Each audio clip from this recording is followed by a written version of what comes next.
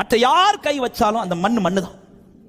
இந்த மண்ணு ஒரு பாத்திரமாய் உருவாக்கப்பட வேண்டுமானால் ஒருத்தர் கை வச்சா மட்டும்தான் நடக்கும். அது குயவன் கை வச்சா மட்டும்தான். இந்த குயவன் எங்க உட்கார்ந்து அவர் கை வைக்க துவங்குவார்னா இந்த திரிகையில உட்கார்ந்து கை வைக்க துவங்குவார்.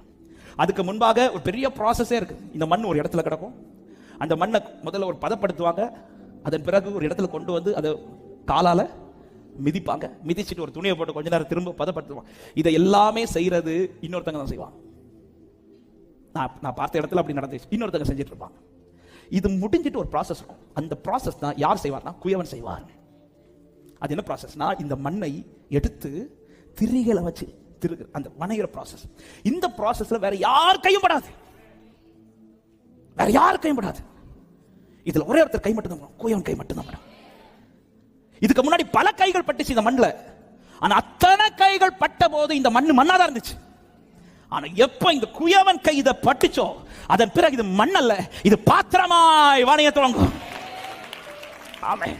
ஏன் இந்த வார்த்தையை சொல்றேன்? வாக்குத்தத்தம் உடையவன் வேற எந்த கைக்குள்ள இருந்தாலும் அவன் அப்படியே தான் இருப்பான்.